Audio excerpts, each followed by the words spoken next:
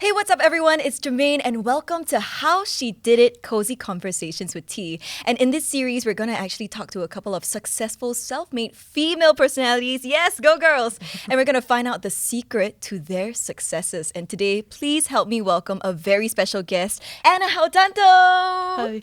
Basically, you are the founder of The New Savvy. This is Asia's leading financial and career platform for women. Yes, for women. When did you start that? I started in 2015, so I was in banking for 10 years. Wow.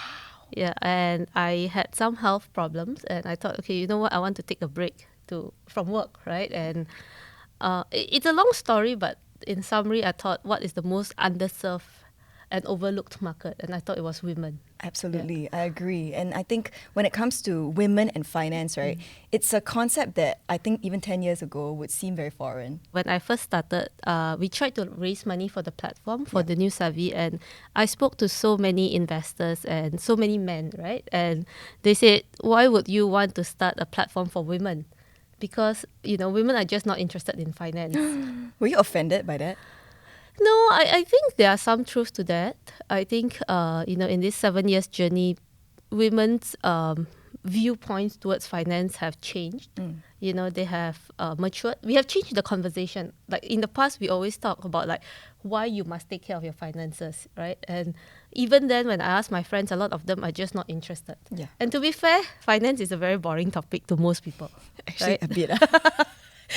I was worried coming into this conversation with you because I don't know much about finance. I have no banking experience or business experience. But I think that it's a space where women need to take charge more. And I think it's interesting because in the past few years, especially COVID, right, a lot of people are actually, and younger people are actually thinking more about their finances because there are a lot of uncertainties with job, with job security, with employment, with work from home, right? And over the years, there's also a lot of I will say influencers, social media influencers that talk more about personal finance.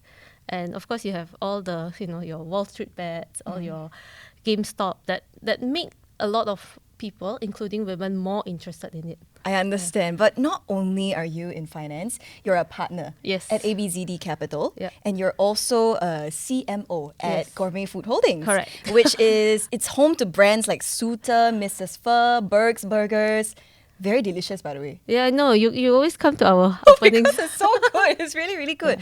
But how do you even find the time to manage so many things under your belt? Actually, I focus more on Gourmet Food Holdings. So I manage the brand's technological and digital initiatives for Gourmet Food Holdings.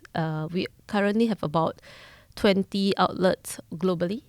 So that's where the bulk of my time is. Yeah. The rest, I will say that, a lot of people say, hey, why do you do so many things, right? But I have to say that it's very relaxing. Sometimes when you're an entrepreneur, your work becomes everything. So you're very stressed and you think about it all the time. So when you do other things, it kind of shifts your focus towards, taking a break from your work. So you're taking a break from your work by doing other work? Yes.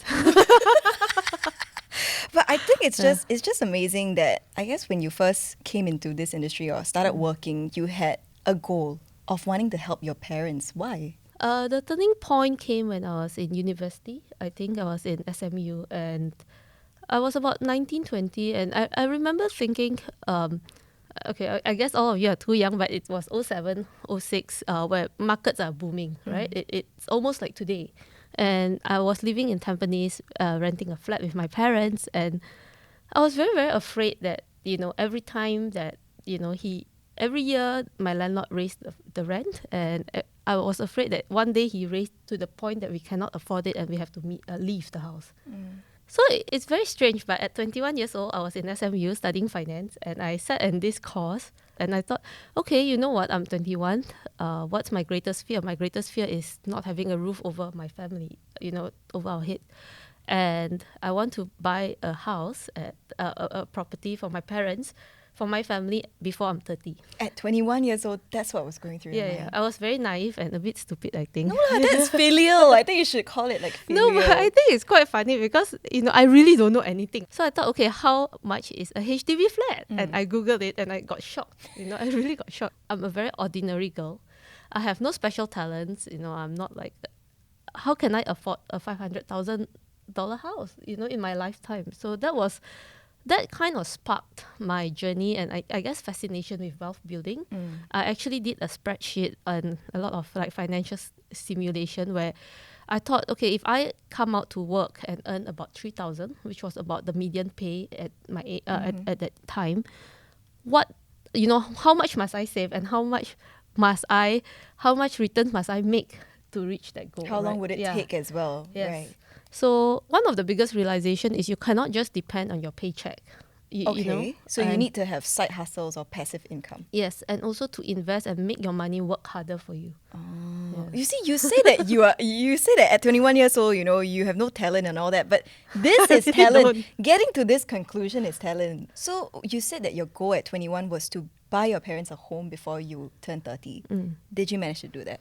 I think I bought it at 28 plus. Yeah. Oh, so more early. No, but I was very lucky. I think... Was it a very emotional kind of like moment? I think it's the same as when people get married, right? They prepare for the wedding. The preparation is a huge headache. Like, no one enjoys that process until the day comes, So, that was at 28 plus. I'm 27 this year. Coming nowhere close to buying a home. But that's exactly why I started the new Savvy, because after I bought it, I look at myself. I think I have been very blessed in the journey. Yep. I worked in finance where, I mean, there's a higher income, right? But one thing I realized when you go shopping, right? When I go to, say, Topshop, I see a dress that is $200, $300. While I can afford it, I still do think that it's expensive. But if you really look at who is buying it, I mean, at the point is, they are 16 years old, And I realized that what people lack is actually a knowledge on how to manage their money. I always say that we are always forced to be good in school, right? Like, math, sciences, English, now technology. But nobody teaches us how to manage money or how to manage our emotions or attitude towards money. Exactly. I don't think, it's something that they even considered that we would need in the future. Yeah. But I did want to ask you, because the new Savvy, right, this platform that you started 7 years ago, it says that you want to empower 100 million women to achieve financial happiness. Yeah. I noticed it doesn't say financial freedom. Why so? I think everybody's definition of success and happiness and financial freedom is very different, right? And financial happiness is about being comfortable with it more than the freedom, because freedom can mean a lot of things, and some people may never find freedom because the truth is, some of us, I mean, I don't have kids, but my friends who have 3-4 kids, you may need to provide for your kids your whole life, right? Your whole life, right? What age would you want to retire, given that you've already done so much in your life? I don't think I will ever retire. I think no, I think I enjoy the intellectual challenge. And I guess over the years, I've also matured. Honestly, I've never wanted to be an entrepreneur. I've always wanted to be in finance. That was my one biggest love. There was a part of me that, okay, I just want to earn a lot of money to make sure that I'm financially comfortable, right? And it's not really to indulge in, say, material things, but more of to live the kind of life that I want. Also to provide my family the kind of lives that they want. But I think I reached this stage where I meet with a lot of female entrepreneurs. We form support group, and one of them said this, the role of an entrepreneur is not only to make money, right, and to make a successful businesses, but it's actually to provide employment and to create employment for the people. Other women, other people. Correct. Okay. And in turn, you actually improve their lives. And I think after she said that, I was like, wow, okay. Do you feel that because of the situation that you grew up in, right, that motivated you to want to earn even more money? I think money is just a means to an end. I think everybody, if you really probe anyone enough, nobody wants to earn money for the sake of money. If you have enough savings, you can quit a job you don't like. That's true. And that's choices. So money gives you choices. That means that everything you're doing right now is something that you actually want to do because you have that choice. Yes. Why got question mark at it? No, okay. I think I love everything that I'm doing, but I guess you will know this, and everyone will know this. It has been a very tough 3 years. Being in F&B, I think it has been a I will say uphill struggle for all of us. The good thing is that I have great partners, right? And we are in this journey together. Like we are really in the trenches together. My teams are growing and they're all, I mean, I'm very thankful for them. It's a very tough business. No, but I mean, you guys have built Gourmet Food Holdings into, like you said, 20 outlets Mm. all over the world. Don't you ever get scared shitless, like as an entrepreneur taking risks, right? And taking these big stores and expanding and all that. Do you ever feel a bit scared? I was very scared to be an entrepreneur because, watching your parents' business fail is very, Yeah. very traumatizing. Yes. But once I am not scared. Like, I was just thinking about it. I think growing up the way I grew up made me have very little fears because what's the worst that can happen, right? You have Like, nothing to lose sort of Yeah. situation. So Yes. you were not scared to fail, even though you had seen I am your not scared for parents. myself. Oh. The fear that I have is being accountable to all the teams and all the people we employ. Yeah, I'm very scared of that. Yeah, that was one of the fear. When 2020 COVID, when we first found out, I think one of the things that my partners and I said is, if we can, I don't want to let anyone go. These are people who we employ, and I felt it's our responsibility to take care of them. Yeah, I mean, the good thing is we never let anyone go. You So- didn't at no, all? not at this That's time. amazing. I mean, yeah. we all took a pay cut. We Yeah. don't pay ourselves. We all It roll has up to our come from sleeves. somewhere, right? Yeah, but one thing that I'm very proud of is we didn't. Yeah, and that's something that I think we must have done something right. I mean, not letting anyone go during 3 years of COVID is really not easy. But the way that you have managed to handle yourself through the last few years, right? I think people look at you as someone that, oh, Anna's got it together, that kind of thing. That's why I think it's easy to see other people on Social social media, media, right? Yeah, and it's very hard to do it yourself, I think. I mean, COVID takes a lot of things away from us, like events, social things, right? So for me, it was a good time for all of us to kind of look inward, reflect, and wonder, and think, what is it? How do we measure our life? But looking inwards is scary. You're just saying, like, Yeah. it really is. You don't know looking what you're inwards. looking at. Correct, correct. And sometimes you find yourself like in a whole, like, what am I doing in my life? And what's going to happen in the next 5 years? I don't know if you ever thought about that.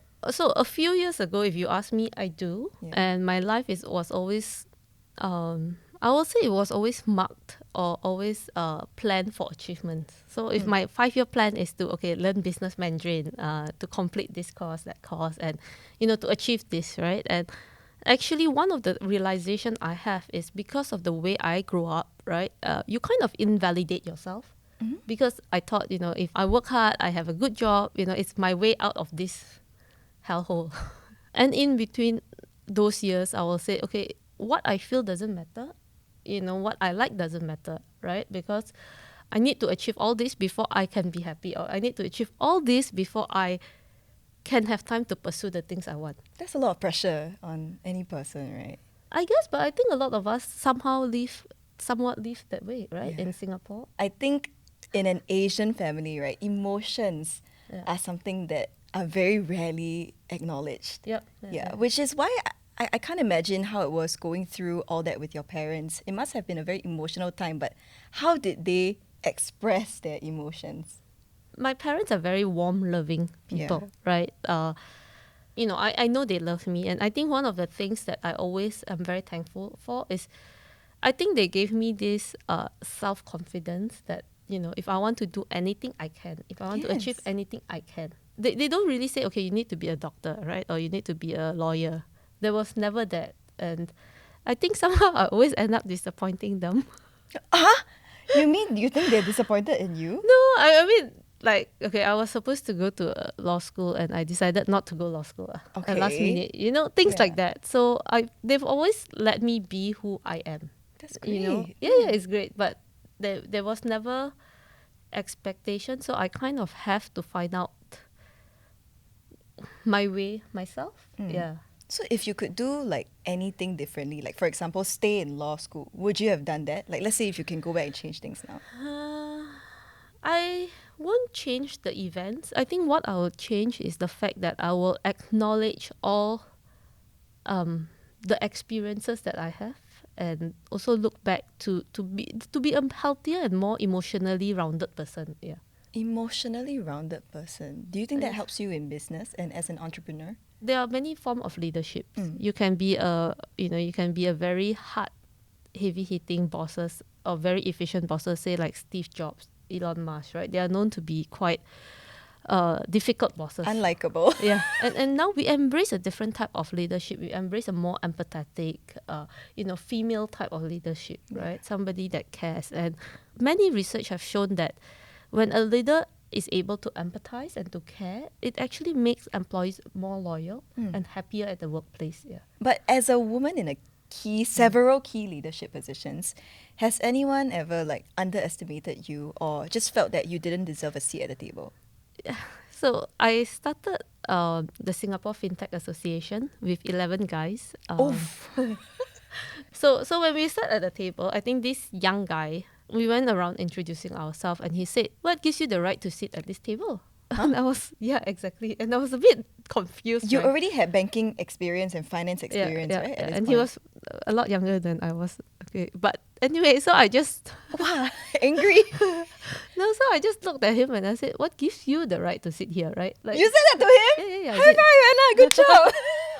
No, but personally, I find that being a woman is actually an advantage because I can name a lot of male CEOs, but how many female CEOs? And those female CEOs will stand out in a sea of men. No, precisely. And I think it really boils down to letting your work and letting your talent speak for itself, because sometimes in the sort of like societal system that they grow up in, right, very misogynistic, right, they just feel that, women should not be in leadership positions. They get too emotional. And even if they get emotional, they are not treated with the same sort of like, just one label, like, she's a woman kind of thing. So I get very frustrated by that, and that scares me about, doing business or being an entrepreneur.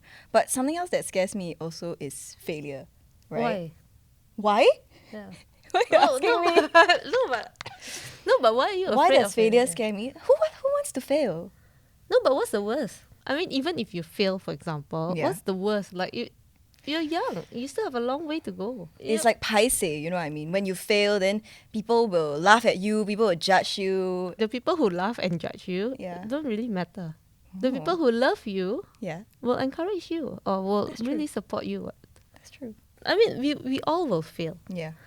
I think the only two things I will say is always bounce back faster and don't let a mistake be more expensive than it already is. The second one will be to really learn from the failure. You really learned why you fail. You have to learn from your failures, right? And not commit the same mistakes again, especially with business and all that. But I think I saw this one article, right, where it was like a day in your life kind of situation. Then I was reading, she gets up at 6 a.m., then she goes on a walk for 10 km. No lah, not 10 km. Run. Run for 10 km. Half hour only, not 10 km. Okay. And then you also, not only go to work, you come back home, you read the news, finance news, you take a course and all that. How many hours do you sleep a day? So between all this? This is one thing that COVID changed me. Why? Like I used to sleep 4-5 hours a day, and Cannot. really, and I used to be okay. I'm a bit embarrassed to say this. I used to be quite proud of it, and I remember one of my what do you call that status was love and sleep for the week. I know I'm a bit embarrassed. No, I understand though. No, but it's not. I don't think this is coming from you. I think this is coming from the environment that we grew up in. It was all about hustle culture. Yes. It was all about like, successful people must wake up at 5:30 a.m. I'm sure you've read that, right? Like Steve Jobs and your Elon Musk and all that. Do you believe it? Honestly, I'm most awake when it's like midnight. Okay. Okay. And then I'm most creative there. So I've always been a night person. My boyfriend is the opposite. Like he comes home, he sleeps at like by 9 o'clock. I can see him like zoning out. Like literally, if I don't catch him between that time, he's gone. And he wakes up every day at 5. To do what? I know exactly. So he used to run, like he runs. Okay. And because he goes early, like he just gets everything done. Like it's a lifestyle. So when we first got together, I was like, okay, you know what? I'm going to do this. Like I always wanted to be a morning person, right? Yeah. Like quite cool, All these people, by the time it's 7 o'clock, they get everything done, right? I wanted to be that. But I realized that I struggle And every time I wake up at 5, I get very grouchy halfway. But And do you believe that it's like a trait of successful people, or you think just wake up No, whatever time you actually, want? I think it's overhyped. I think there are a lot of people who are very successful, but they're night people. Oh, I'm so glad to hear you say that. That means there's hope for us yet. For us, right? Yeah. Yeah, I know. Because sometimes, I mean, it doesn't, I don't think it matters like what time of day you wake up. I just think it matters what you do with your time. Yeah. Right? Yeah, Yeah. I agree. And I think everybody has a productive hour or productive time, right? So for me, for example, when I want to do deep work, deep thinking, because I'm an introvert and I need to be alone. And that's why at night work better for me, because it's quiet. Silent, Yeah. yes. Whereas if I go to the office, there will be people like wanting my signatures, wanting to talk to me, wanting to ask me, and I cannot do work. You know, so I think knowing when to do the right work, it's not about time management, it's about energy management for me. But how do you make sure that you protect your own like mental energy? Because you're giving so much energy to everyone every single day, right? How do you make sure that you don't go insane? I'm actually very introverted, so I do a lot of activities alone. And I think the other thing, COVID gives us a chance, give all of us a chance, is to say no when you don't want to. Yeah. Last time, there are a lot of events, there are a lot of meetups, and you'll be a bit, if you don't go, you feel a bit bad. Like, Yeah. I had a friend who used COVID as an excuse to ghost someone on Tinder. No, she what? to ghost someone. She told them that she has COVID. COVID when she did not. oh my goodness. No, but as an introvert, I can understand why COVID would kind of give you that sense of barrier, right? Like, I don't really want to interface with too many people. But yeah, self-love is very important when it comes to protecting your mental health every single day. But I'm sure that you also have family love, right? That keeps you going even till this day. Yeah. How do your parents, feel about how successful you are? I don't know if they see me as successful, What do you because they see the mean? worst of me, right? I don't believe that they don't see you as successful. I think that's not possible. Like, you are on the news, like you have business, I cannot cook. that's Or clean the house. That's not the mark of a successful woman. I also cannot cook. I don't know how to iron clothes. Can I pose a challenge to you to call your mom and ask her when was she the most proud of you? And you ask lah. Cannot lah. She's not my mother lah. Hello. Hello. Hi. Hi. I have a lot of people with me. I'm with Jermaine. Hi auntie. So nice to meet you. No, I challenged Anna to ask you something, but she has to ask it to you. Are you proud of me? As a mom, obviously, I'm very proud of her. Okay. Okay, I think she's done great, but I think every mom will answer that same question. But extremely well for Anna. She's always taken care of the family, me especially. When were you the most proud of me? Okay, so from a very young age, Anna has always put family first. And I think the time when I was very proud of her, when she put everything aside and started saving to buy a house for us. So despite her loving to travel and wanting all the things that a young adult would want, she didn't want all those, but she wanted to save and really saved hard. How did you feel when you moved into that home that Anna bought for you? Like how I'm gonna feel now. Don't cry, leh. So yes, so I was very happy, because it's like a lot of her hard work, her determination, a lot of things she gave up, but she always takes care of everybody else except herself. So yes, she has to start learning to take care of herself. See, mother nag you already. You have to take care of yourself. Yeah. Learn how to cook, I think is I it? have to nag her in front of a lot of people, so she'll start to learn and do something. Yeah. Okay. Thank you. Yeah, thanks. Thank bye. you. Thank you. Bye. Bye. Are you shocked that your mum cried? No, my mom always cries. Has she ever said that I'm the to you? opposite of her. Has she ever verbalized to you Anna, I'm proud of you? I don't know. She never really, moms, right? Like, you kind of know that they are proud of you, but they won't really say. And then When they nag you means they love you. yeah, But how do you feel after hearing what she said? quite happy, I guess. It's It's not that you need the validation, but I guess it's something that I think I think it's a good Valentine's Day. It's love Yeah. from your mom to you. Yeah. Aiyo. But yeah, she always cries lah, so sometimes I'm a bit baffled. Hey. So before we end off today, I need to pick your brain on a couple of pieces of advice. Okay. In 3 areas, okay? The first one is a piece of financial advice you can't live without and women should not live without. I think if there's only one, then it will be have a very clear goal of what you want to achieve. Okay. Because a lot of times people, when you ask somebody that, they will say, I want to be rich or I want to retire comfortably, but you don't give a number. It's like, I want to look hot and I want to lose weight, right? But Okay. if you need to say like, I want to lose 10 kg by August 2022. Oh, so like I want to retire by the time I'm 50. Yes. kind of And thing. how much I want to have to retire. Ah. And because by the how much, then you need to think like, okay, what's my life monthly expenses? Yeah. How much I want? And the number will scare you actually. Okay. Never mind. I never say I want to retire early. I think cannot. I Yeah. think, yeah. So that's one piece of financial advice. Be specific about your financial goals. Yep. Okay. What about, let's say, to people that want to be entrepreneurs? A lot of people in their early 20s, mid 20s these days. Why you sigh? Why you sigh? What is one piece of advice to aspiring entrepreneurs? I think entrepreneurship has been very a bit over glorified in the recent years. You know, people have this misconception, I'm going to start an entrepreneur and I'm going to become the next billionaire. It most probably won't happen, right? So I think one piece of advice, and I think it's a very practical advice, which most people don't really like to hear, is before you jump into entrepreneurship, my advice is to make sure that you get your financial matters clean up. Because when you Clean are up, yeah okay. when you're an entrepreneur, you're going to suffer, you know, whatever bad things. No, it's true. Why you laugh? Yeah, because I mean, I don't want to say, you know, just do it, you know, it's, you know, if you have the passion, you do it. No, people don't work for passion doesn't pay the bills, right? Yeah, so make sure that you have your finances ready and plan, maybe, you know, save for about 2-3 years of your, to make sure that you go through the entrepreneurship journey without worrying, right? Yeah.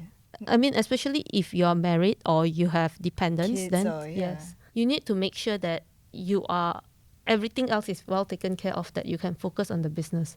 Understand. So take care of your matters before you go in, because it's likely that you will have to give it your all. Yes. Every last penny you have. I hope not, but yes, most probably. Okay. So that's financial advice for if you want to be an entrepreneur. What about, you look inward, right? You said you did a lot of like inflection, like thinking about yourself, like reflection over the last few years. What is one advice that you would give to women, young women out there, to love themselves? My one advice is to, and this is an advice I use for myself, is to never complain and never explain. Never complain. And never explain. So Okay. never complain about your life or your situation, because, you know, I think people tend to forget that just by being healthy, being able to wake up and live, right, it's already a blessing in itself. That's true. You know, because we see like I look at you, I like, oh, you know, so young, so pretty, so successful, and then I feel bad about myself. You know, everybody do that, right? I look at Instagram, all this, and I'll be like, you know, but I think, you know, never ever complain about your life. If you don't like something, then change it. And I think never explain is live life on your own terms. So like you say, even if you fail, even if people, you know, don't understand you, you don't have to explain yourself. Yeah, I just have to be you. I love that. Never complain and never explain. Yeah. I think one of the key takeaways from today is that women should support women. Like after having this conversation with you and learning like all the opportunities that you're providing for women, it will have returns in the next decades. These women are going to go on and build their lives based on the fact that you believe in them. I hope so. Yeah. No, it's true. So thank you very much for being a part Thank of you this. for having me. So if you like what you see, please like, share, and subscribe. That's right. Once again, I'm Jermaine, and this is How Anna Did It. Bye!